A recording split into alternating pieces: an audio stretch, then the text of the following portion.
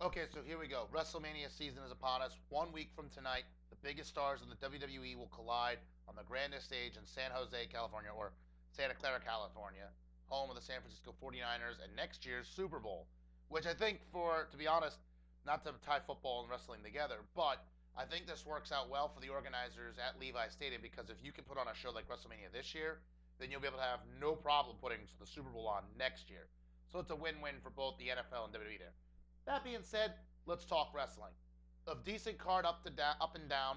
A lot of people giving a lot of flack because there are people out there that don't want to see Roman Reigns versus Brock Lesnar. A lot of people out there that don't want to see John Cena Rusev too. People who don't care for a Divas tag team match. I am one of those. I was expecting a Divas Fatal 4-Way for the championship, but hey, we don't always get what we want. Tough. In the end, you might be excited with what's going to happen. Now let's get this started. My predictions and where I think they're going to go with this. We're going to start with the Intercontinental Championship. Will be on the line in a 7-man ladder match. Possibly 8 if Sheamus returns at the show, which is what I'm hearing. It's the word going through the grapevine. If Sheamus could come back and be added to the match, making it an 8-man match. Personally, I'd rather see if Sheamus does come back. I'd like to see him come back to the Andre Battle Royal, but we'll get to that later. The Intercontinental Championship, though. 7 men, all of them who have are former champions in their own right. Of the participants, multitudes of them are former champions of some sort. Bad News Barrett's the reigning Intercontinental Champion. Dean Ambrose is former United States. Luke Harper's former Intercontinental, wherever that goes.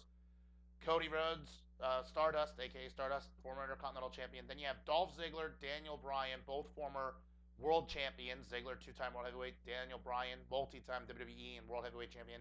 And then R-Truth is a former United States and Tag Team Champion. Never held the Intercontinental title in WWE, but he is a former World Heavyweight Champion from his time in TNA as the NWA World Heavyweight Champion. So that being said, this is an intriguing match. I'd like to see how it pans out.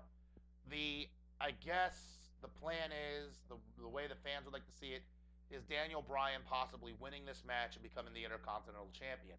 It'll then make him the only guy, one of the few guys I should say, in today's WWE to hold all the major championships, being a former WWE World Heavyweight, United States Tag Team. All he needs is the Intercontinental to complete that. It'll also make him one of the few to be the present day Grand Slam, which will, of course, again, be winning the WWE World Heavyweight, Intercontinental, United States, and Tag Team titles. Very few other people have done that. Booker T, Eddie Guerrero, the late Chris Benoit. Whether people want to hear that or not, Chris Benoit did do it. Um, so there have been plenty of people that have done it. But Daniel Bryan is a lot of people's pick to win it. I personally, if Sheamus comes back, I could see the potential that Sheamus wins the belt, and then we set up a Sheamus Daniel Bryan feud. Although I wouldn't mind Daniel Bryan winning, because there's also talks that you could have Daniel Bryan and Dolph Ziggler going at it after WrestleMania, if this goes the way they'd want it. Considering fans were looking at a potential Ziggler versus Bryan match at WrestleMania to begin with, and now you're going to possibly get it after WrestleMania, should be halfway decent. Next on the card, I would guess we're going to get, because you don't want to do 2 multi-man matches. If I had to make a guess, I would have my next match be Randy Orton versus Seth Rollins for a number of reasons. Number one, if you do plan on having Rollins cash in the briefcase, you want him to be on early in the show. That being said, I don't see Rollins cashing in at WrestleMania. This is too big a night to do it. If you're going to put the title on Roman Reigns, and we'll get to the WWE title match as a whole in a moment, but if you're going to go with something spectacular like that, I wouldn't ruin it by having Rollins cash in. Although the IWC would go absolutely bananas if that happened, because they like Seth Rollins. They'd rather somebody like Rollins hold the title than Roman Reigns. But in this case, I would have Rollins hold on to it for 1 month, especially when it comes to the reports about Brock Lesnar's contract and the company and everything else. But we'll get to, again, all of that later on. In this match, you're going to see a great contest between 2 superstars who put on a fantastic match against one another. They did it back late last year, prior to Survivor Series, before Orton was taken out. And then we had to wait for Randy to return at Fastlane to finally start to exact his revenge. And now he gets Rollins at WrestleMania. That being said, how I would book this match is whether Randy wins or Rollins wins, I would end it with Randy kicking Seth Rollins in the head. That way he doesn't mess up a potential star-making moment later in the night between LeBrock or Roman Reigns, whoever wins the WWE World Heavyweight Championship match. Um, that's really the only way I can see this going. And then it would be the ultimate feat of revenge for Randy. Take Rollins out and then punt kick him. Not that Rollins will be out for long. He'll obviously come back like a week or two later, or he might be on the phone on Raw selling selling a concussion that he suffered in the match. But other than that, it keeps Rollins from cashing in Money in the Bank at WrestleMania. Then I would move and bring in the Andre Battle Royal. And the only reason I would do that after Randy Orton versus Seth Rollins is the Andre Battle Royal last year was supposed to put Cesaro on the map and start making a star out of him. As we know, it didn't really happen that way. Cesaro got kind of pushed to the back burner after being paired with Heyman, and he never really got his push until he started being teamed up with Tyson Kidd, and they went on to win the tag team titles. Which, by the way, the pre-show calls for a fatal four-way match for the tag team championship. It's supposed to be the Usos challenging Cesaro and Kidd, who are also defending against Los Matadores and New Day. I expect Kidd and Cesaro to retain. Back to the Andre Battle Royal. The only two outcomes I could see for this match is outcome number one, Miz Dow winning. It would then set up a match between Miz and Miz Dow next month at Extreme Rules. Or if Miz Dow does not win, I expect him to eliminate The Miz when Miz tells him to get out of the ring. Like third paths in the match, Miz is going to make sure Miz Dow helps him out through everything, and then eventually their paths will separate, and then at a certain point, the two men will come face to face with one another, and Miz is going to want Miz Dow to eliminate himself. Miz Dow's not going to. They're going to fight. I predict Miz Dow to eliminate Miz regardless, whether Miz Dow wins the match or he just simply eliminates Miz and then somebody else goes on to win the match. Other than that, I have no real pick to win the Andre Battle Royal. Like I said, if Sheamus isn't back in the Intercontinental title ladder match, then I would have Sheamus come back and win the Battle Royal.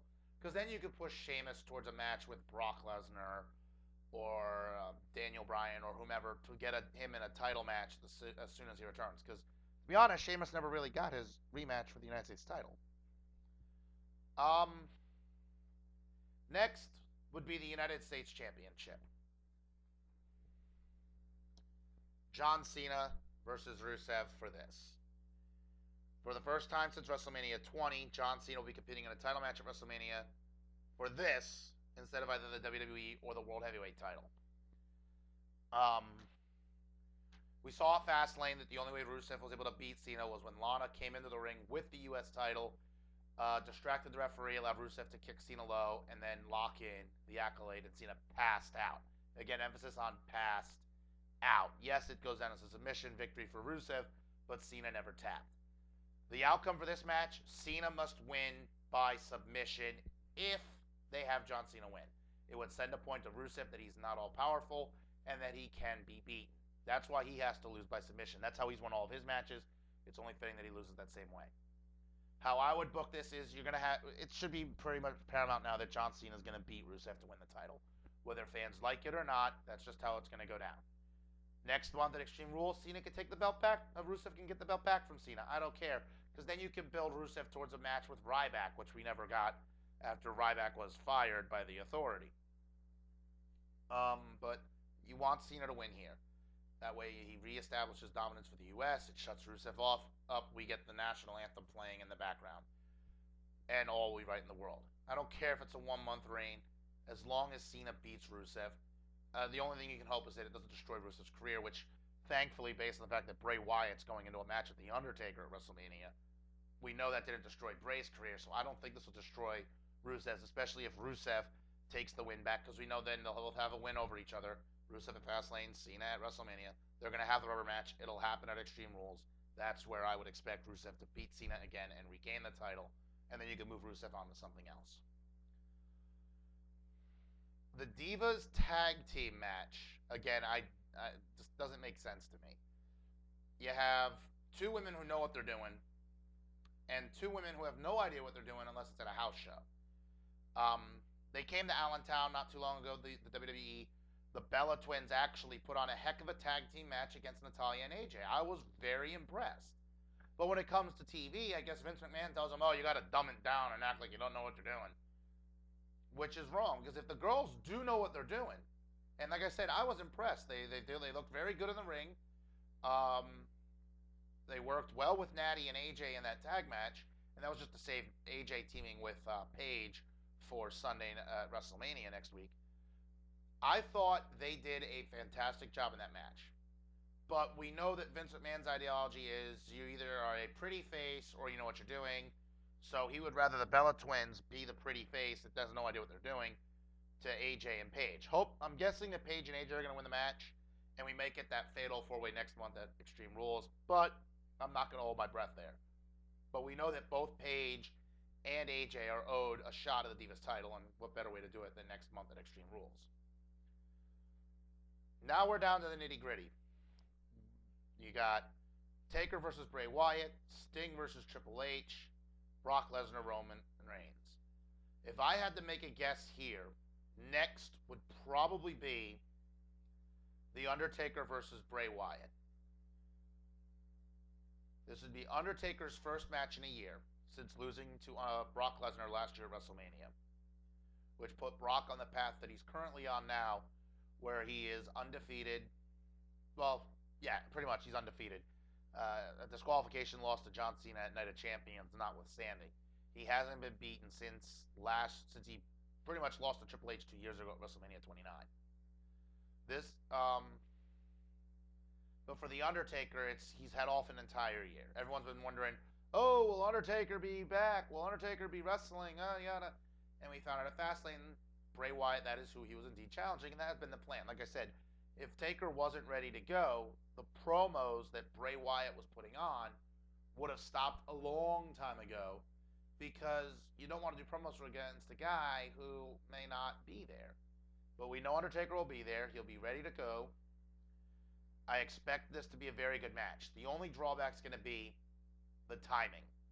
Not the timing as in, oh, are we going to give them 30 minutes? Are we going to give them 20 minutes? Are we going to give them 15, 45, an hour? The timing is in the time of day. Because WrestleMania this year is on the West Coast and it's not at an enclosed venue, you're looking at, by the time this match goes on, it being probably 9:15,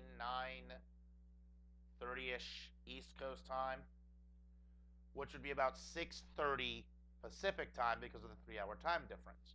Which means both these guys, Bray Wyatt and The Undertaker, are known for the lights going out. For Bray Wyatt, everyone throws their cell phone cameras up and waves them in the backdrop as Bray makes his way to the ring. And for The Undertaker, he gets the cloud of smoke, everything else.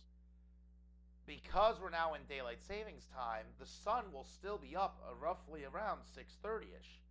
Which means, and this is about the only time you can do it if the last 3 matches you're doing are Bray Wyatt, Taker, Sting, Hunter, and Lesnar, Reigns, because the 3 matches, aside from Lesnar, Reigns, which is pretty much now a foregone conclusion, will be the main event, unless they decide to make a last-second change to have Roman Reigns, Brock Lesnar before either Bray Wyatt, Undertaker, or Sting, Triple H. My guess is that they're going to go with this match at this point, like I said, around 9:30 Eastern Time, 6:30 Pacific. So we'll just have to deal with the fact that it'll be sun out. That being said, this should be a fantastic match. We know Undertaker can still go if put against the right guy. Bray Wyatt has proved over the last several months that he can carry a match on his own. He has done a fantastic job headlining pay-per-views. He headlined TLC. That this match could be probably match of the night. Who can outdo the other when it comes to mind games? You can't out mind game. I've got master of mind games. And both of these men, Undertaker's been proving it for 25 years. Bray Wyatt has definitely evolved into that since he debuted as Bray Wyatt a number of years back. So this match is going to be very good. I just wish the streak was still at stake here, because I think Bray would have been a great guy to help put him over. Bray would be a great guy to build towards beating the one to beat the streak. But then that brings me to our next match. First off, I think Undertaker's going to win. Actually, I should say. because Undertaker did lose last year to Brock Lesnar. Nobody saw it coming. We all thought the dead man was going to go to 22-0, and now he's 21-1. Unfortunately, we got to look past that. Again, it was used pretty much as a device to build to Brock Lesnar becoming WWE champion. Because, I mean, if Brock had lost Undertaker last year, then he never would have been given the WWE title match that he was given at SummerSlam. So, what's done is done. Love it, hate it. It's what happened. We all have to deal with it. That now brings us to Sting versus Triple H. And I think it's a foregone conclusion that everyone expects Sting to win this match. You don't have a guy debut in the WWE and then have him lose his first match. Especially after you've been building for months on this. Even though it looks as if Sting has had the upper hand the entire time. And that usually means if one man has the upper hand, that means he's going to lose. This is one that Sting has to win. Why? Because with WrestleMania next year happening in Texas, and both Sting and The Undertaker live in Texas, I've been reading reports, the rumor mills around, everybody, and I agree. You need to have a confrontation between Sting and The Undertaker at WrestleMania. Whether it's at WrestleMania itself or on the Raw after WrestleMania, these two men need to come face to face and set up Sting and Undertaker next year at WrestleMania in Dallas. Right there, if that happens, there's your main event. I don't care if you have John Cena versus Brock Lesnar in an Iron Man match, or The Rock versus Stone Cold in an Iron Man match, or I don't know. You can name any two greats, or any match you think would be great in an Iron Man match. If you get Sting and The Undertaker to agree to wrestle each other next year, that's your main event. I don't give a dang what else you can come up with, because you're talking about two of the greatest entities in professional sports. Sting, who the face of WCW, one of the most impactful, charismatic, and downright great performers in the ring, taking on the Demon of Death Valley, the guy who's been the conscience and the soul of the WWE for years. This is the match we want. We wanted it this year, but they opted to have Sting go after Triple H, which I think is better because, like I said, we've had nothing from Undertaker for a year now. So by having Bray Wyatt go after Undertaker, it builds up for Undertaker's return. He can get his win back, get back his mojo after losing last year by beating Bray Wyatt, and then you can set up Undertaker versus Sting. As for Sting versus Triple H, I should say this year, this is going to be a fantastic match. We haven't seen Triple H wrestle since Payback last year, but I still think he still can put on, he still can put on fantastic matches no matter who you pair him with. And the fact that Sting is about 10 years older than him is completely beyond the pales of comparison. This will be a fun and fantastic match that could easily headline this pay-per-view over the main event for the WWE World Heavyweight title. That being said, like I said, I think Sting should win. Not only do I think Sting should win, Sting has to win with the Scorpion Deathlock. We have seen Sting, since he's debuted, drop Triple H twice with the Scorpion Death Drop. Last Monday Night on Raw, he did the Stinger Splash and dropped Jamie Noble with the Scorpion Death Drop. But that's not how he has to beat Triple H at WrestleMania. Yes, it would be cool, but in the end, it's a reverse DDT. A 2-year-old can kick out of a reverse DDT. Not that I'm saying to hit a 2-year-old with it. What I'm just saying is it's a common move in most cases. And when you have a veteran like Sting do it, it should have a different impact. Because, I mean, Tommy Dreamer beat guys with a regular DDT, which was, of course, innovated and created by Jake the Snake Roberts, from what we're told. But it's still technically a regular move. And I expect Sting to kick out of a pedigree. The move that Sting needs to be Triple H with is the Scorpion Deathlock, because that will get the crowd going crazy. It is Sting's original finisher. It is probably the most popular move in his arsenal next to the Stinger Splash. The crowd would just simply love it. That or Sting bringing in the trademark baseball bat, which expect the baseball bat and the hammer to collide at WrestleMania. But yes, Sting has to win, and he has to do it with the Scorpion Deathlock, because it's just the only way that you can get the fans really to buy into that match. Now we get to the main event. Brock Lesnar, Roman Reigns, for the WWE World Heavyweight Championship. No one has approved of Roman Reigns in this match so far. Yes, a year ago, the only reason people were cheering for Roman Reigns to win the Royal Rumble was because we didn't want Batista to get it. But I was all for this match back when the original plan came out in August. Everyone's boo-hooing that it should have been Daniel Bryan. Daniel Bryan never got his rematch. And you're right, Daniel didn't. and he is owed a rematch for the WWE World Heavyweight title. But then again, so is Randy Orton. He never got his one-on-one rematch. So, Crimea River, get over it. We will eventually see it. I mean, you never know. Long-term answer down the road could be Daniel Bryan challenging for the title again at SummerSlam. That being said, I was all for Roman Reigns winning the Royal Rumble. Again, we go back to SummerSlam this past year. Had Daniel Bryan not been hurt, who do you think those 16 Germans would have been for? It would have been for Daniel Bryan, not John Cena. The WWE wasn't planning on Bryan getting hurt. It happened. It was an accident. There was nothing they could do. They had to continue the story. And the only way they could continue the story was put the belt on John Cena, the only other person that could carry the company until they could put the belt on Lesnar. As I had said in a previous vlog, I believe my Fastlane preview.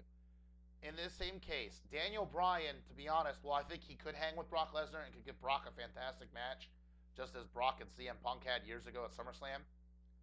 This is not Daniel Bryan's destined opponent to regain the WWE World Heavyweight title and to finally shut up the Authority.